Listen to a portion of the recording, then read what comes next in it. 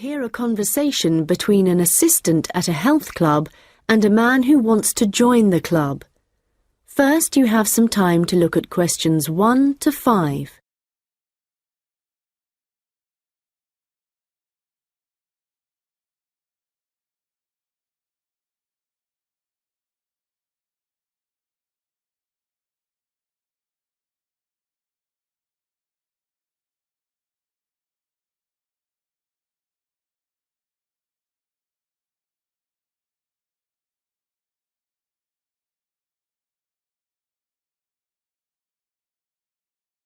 Hi, can I help you?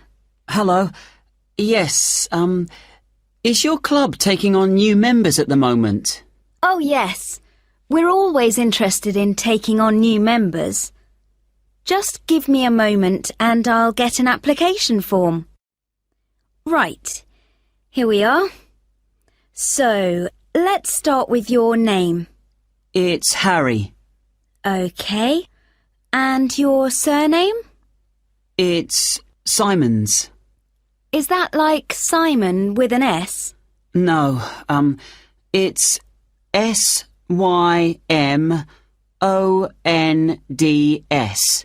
Most people find it rather difficult to spell. I see. It has a silent D. I guess a lot of people miss that. Now, let me see. Can you tell me when you were born? Yes, certainly. The 11th of December. Thanks. And the year? 1996. OK, good. Now, are you thinking of becoming a full-time member? Probably not. What kind of memberships do you have? Well, we also have off-peak membership, which is between 9 and 12 in the morning and 2 and 5 in the afternoon. And then we do have a weekend membership. So a weekend membership is just Saturday and Sunday? Yes, that's right. OK. Well, that's not going to work for me. It looks like I'll have to be full-time. I'm afraid off-peak membership won't do, as I'm not free at those times, and I don't just want to be restricted to weekends. OK, I'll make a note of that. Right, we have several facilities at the club, including a gym, a swimming pool, tennis and squash courts. What activities are you planning on doing? Well, do you have badminton? Yes, we do. And table tennis? I'm afraid not. Well, not at the moment, anyway. Oh, OK. Well, I'm also very keen on swimming, so I'm glad you have a pool. I'll certainly be doing a lot of that. OK, I've got that. Will you be using the gym? No, I'm not interested in that. OK. So just let me work out what the cost will be. Yes, that comes to £450 for the year. You can choose to pay annually for the full year or monthly. It's up to you. Oh, I'd prefer to pay regularly in small amounts, rather than have a large amount to pay in one go, if that's OK. Sure, that's fine. Right, I've got the most important details for now. Before you hear the rest of the conversation, you will have some time to look at the questions 6 to 10.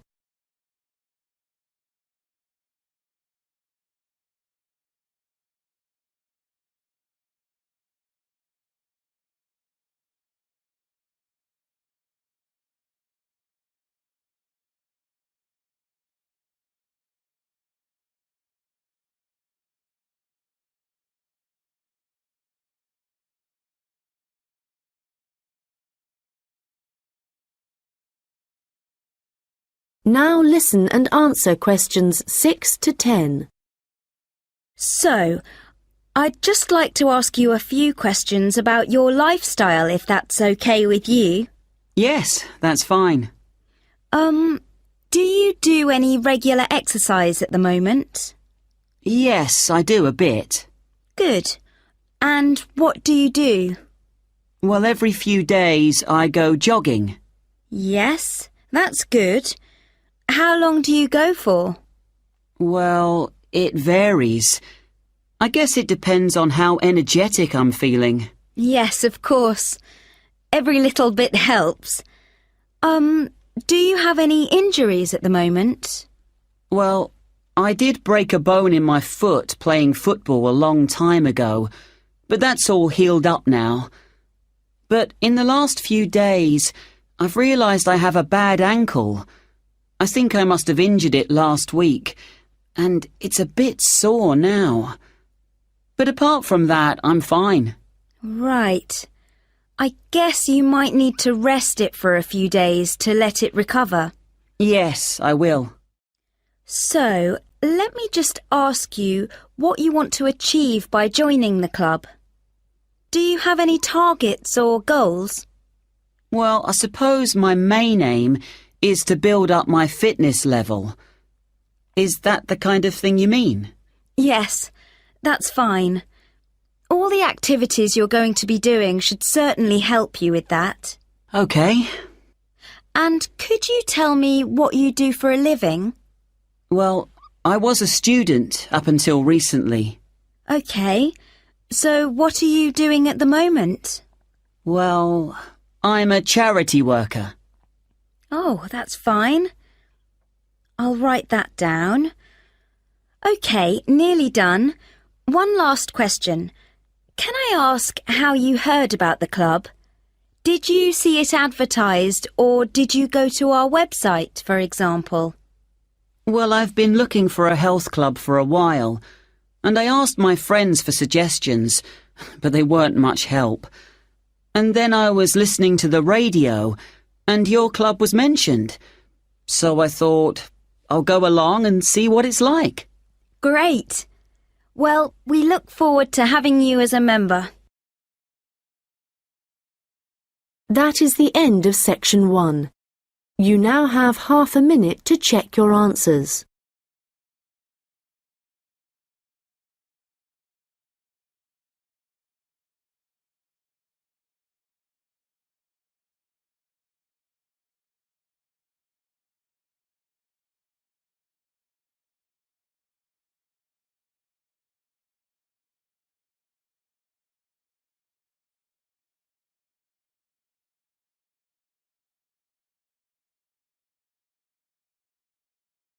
Now turn to section 2.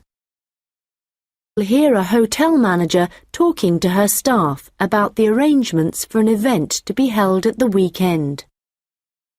First, you have some time to look at questions 11 to 15.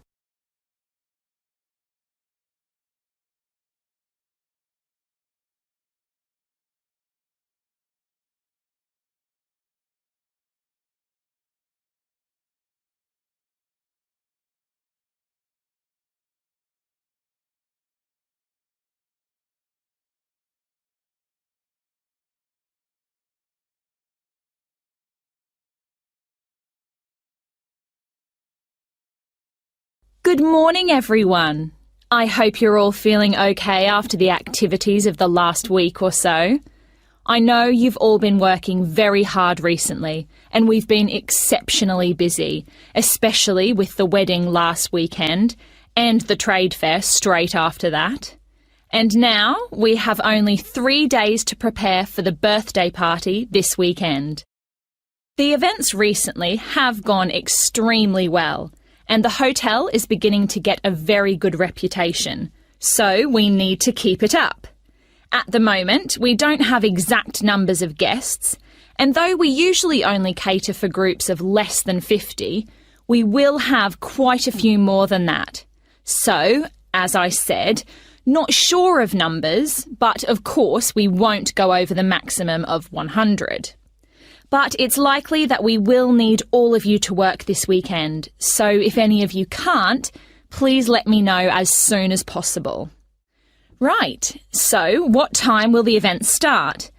Well, the invitation says guests should arrive between 7:30 and 7:45, but our experience is that there are always a few who like to arrive early, so we'll expect the first people at 7:15. As the numbers are quite large, this will certainly be the case. Food will be served at around 8:30, and then, depending on how long the meal takes, the entertainment will start about 2 hours later. Now, for this, we were expecting a live band for the occasion, which is always fun. But apparently this has been cancelled due to illness. So, the hosts know someone who is a comedian who will be replacing the band. We had hoped that the resident magician who worked here through the summer would be able to help out, but they weren't keen on that idea. Before you hear the rest of the conversation, you will have some time to look at the questions 16 to 20.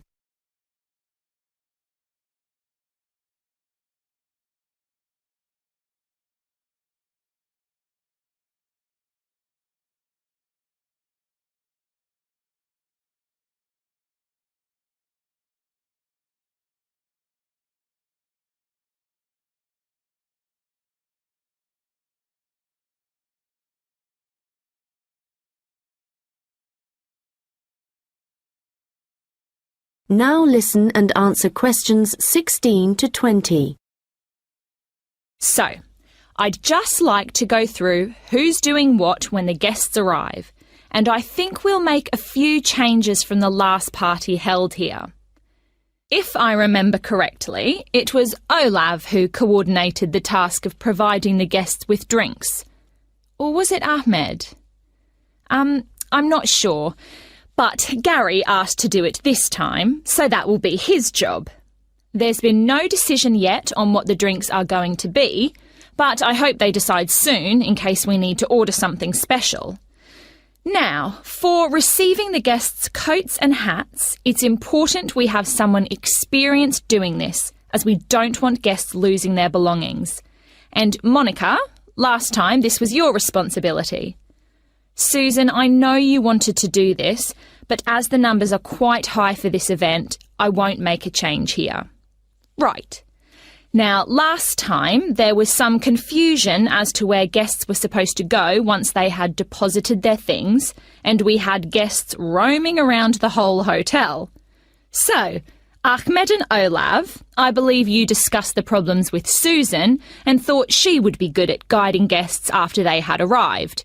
And I'm fine with that. Right, and now for some general instructions.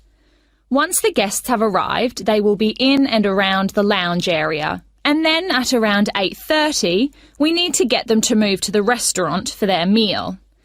This often proves difficult and can take a long time, so I will ring a bell so that everyone knows it's time to eat. Hopefully, this will speed things up a bit. Also, for this event, there'll be a seating plan, so the guests won't be able to decide for themselves where to sit. They'll have to sit according to the plan. There will be a plan on each table, and I've been thinking about where to put the master plan so everyone can view it before they enter the restaurant. As they'll be spending quite a while in the lounge, I've decided to also put a plan there. This should speed up the start of the meal. Once the meal starts, you'll all be very busy waiting on the tables, and I'm sure I don't need to tell you to be good-humoured and polite to all the guests. The organiser of the event will be saying a few words, and so will two of his colleagues. So, when the speeches start, all activity must stop in the restaurant, so that the three people giving them can be heard. This shouldn't take long, and it should be towards the end of the meal. After that, the guests will move back to the lounge for the entertainment. So, I think that's it. Any questions? Come and see me later. That is the end of section 2. You now have half a minute to check your answers.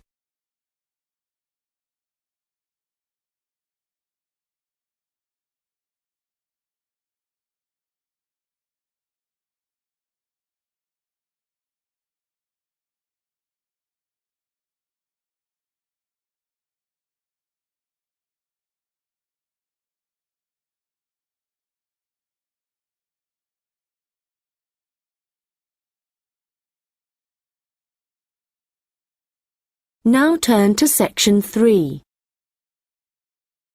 There are two students discussing an assignment.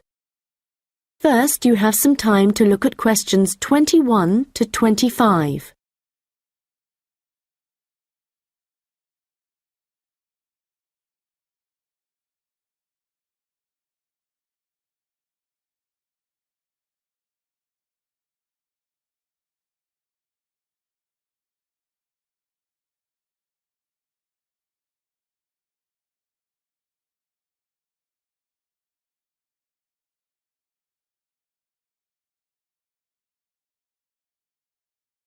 Hi, Melanie. What did you think of the assignment that we got today? It looks interesting, doesn't it? Yes, Alan. I've always been interested in recycling, but there's a lot of research to do. Yes, there are a lot of things I'm unsure of, so it's going to be good working with you. OK. Well, why don't we start by making a flowchart from the notes our tutor gave us? Yes. So, on one side we could have the paper production cycle, here on the left, and on the other side the recycling. Good idea. Let's start at the top with the production. The first step in the process is to get the raw materials. Yes, and they tend to come from pine forests. OK.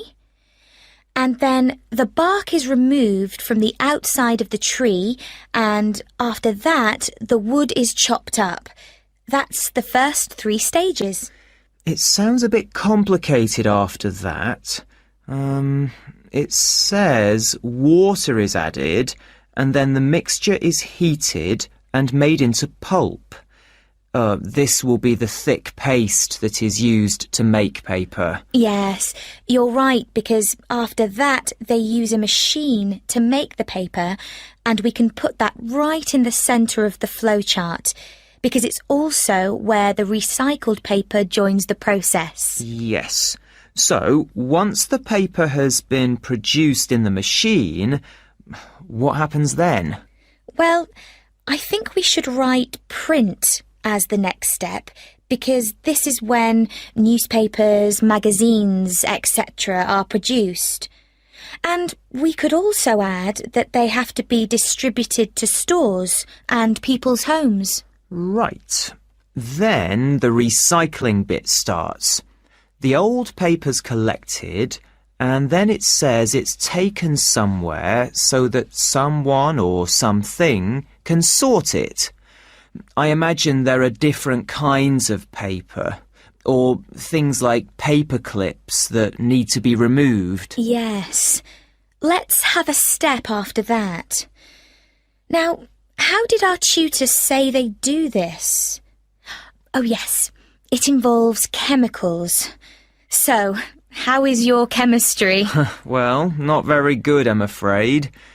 But this is how they remove ink. So, this is definitely going to need a bit of research. Right. The last step in the recycling section is similar to the last step in the production process, with heating and pulping, before the cycle begins again.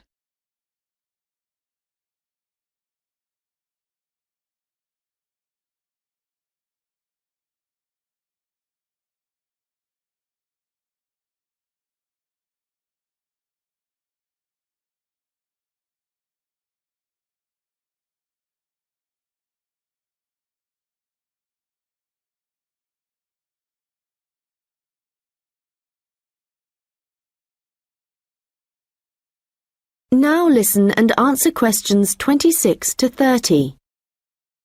So, I think going through the processes helped. Now we need to decide how we're going to do this assignment. Yes. I guess what we need to do is take the processes and divide them up between us.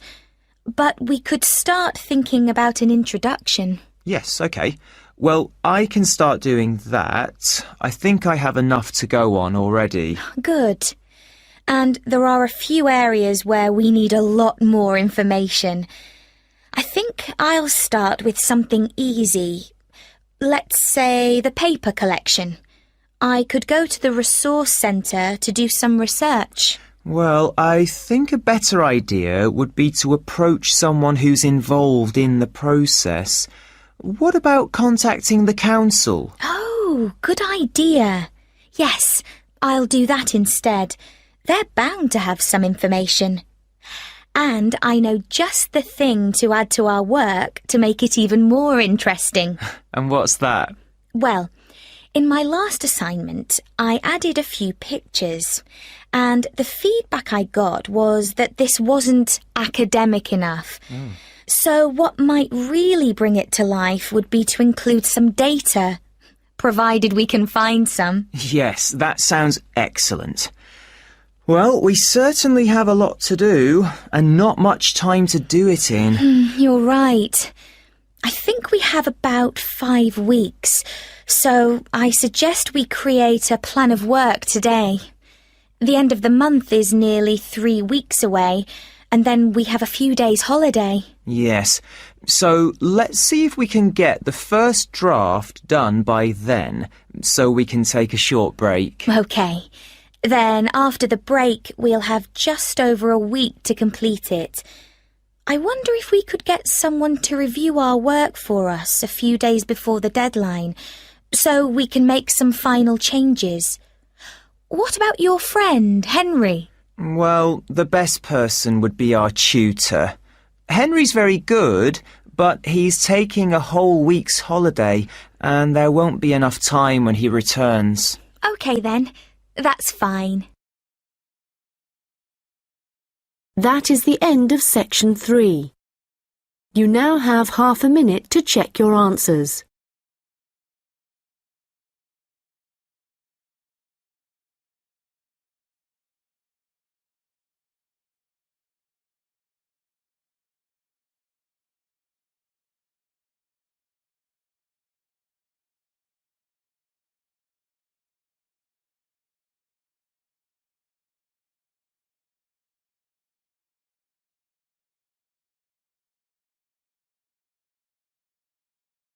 Now turn to section 4.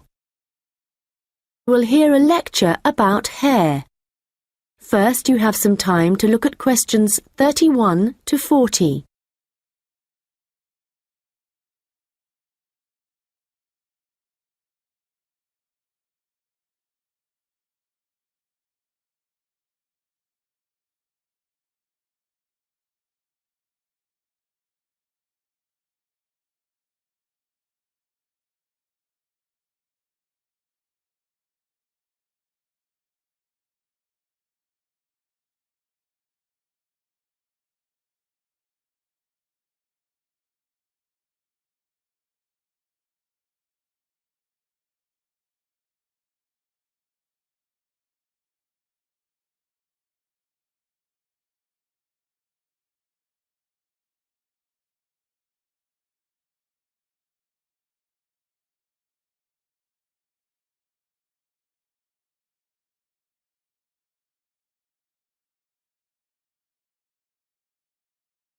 Now listen carefully and answer questions 31 to 40.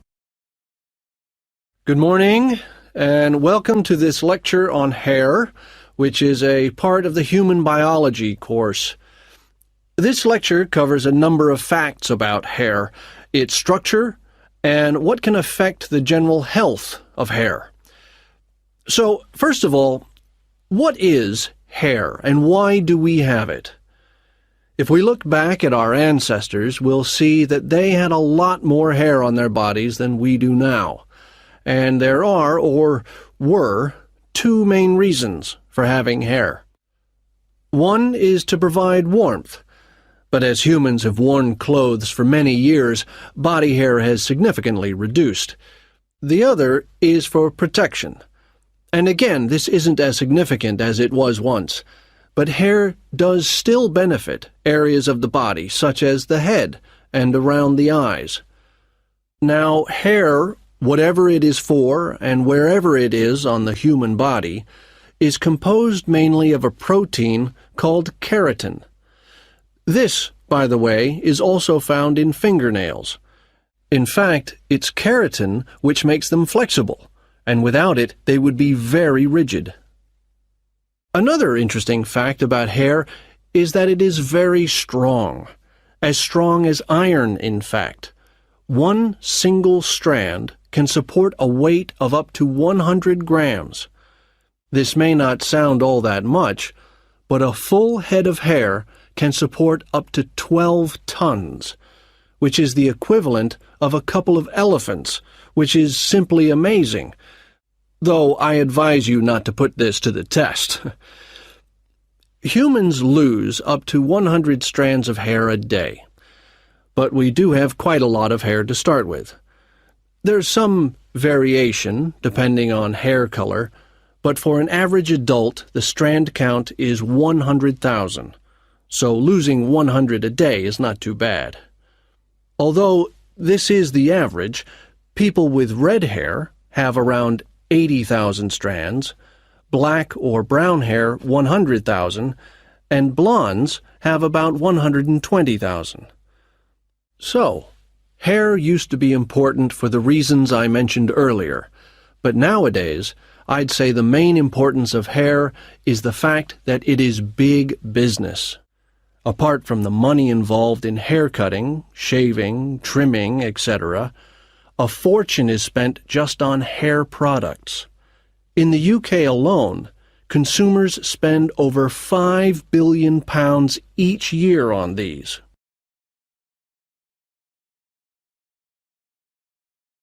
So next, I'd like to just give you a quick overview of the structure of hair. As you can see, along the length of the hair, there are three main parts, called the bulb, the root, and the shaft. A single hair is fixed at one end below the skin in the bulb. The bulb acts rather like a cap. It encloses the end of the hair in the head. The next part of the hair is the root, and this is the part of the hair which lies just beneath the skin, and, in terms of hair production, is the most important. This can be considered the control center for each strand of hair, and is where the glands are found. These produce oil, which flows along the length of the hair, and the health of the root determines the overall health of the strand of hair. The last part is the shaft, and this is the hair which is above the skin, and is, of course, what we can see. Fortunately, this is not active, and I say fortunately because otherwise it would be very painful to have your hair cut. And finally, I'd just like to go over a few factors that impact on the overall health of hair. Like every other part of the body, our diet, that is, what we eat, is extremely important to the condition of our hair. But whereas a change in your diet to, for example, eating unhealthy foods will soon be noticeable in your skin, changes to your hair will take a lot longer. A change in diet today could take several months to have an effect on your hair. And so, what is the key to healthy hair? Well, eating a balanced diet is the most important thing. There are a number of vitamins that are vital for good hair health. The main ones being vitamins C, D, and E. And in a balanced diet, all these vitamins should be readily available. If you need a boost of vitamin C, for example, one of the best things to eat are blueberries. For vitamin D, the best examples are fish, mushrooms, and eggs, and for vitamin E, nuts and seeds. Right, so let's go on to what it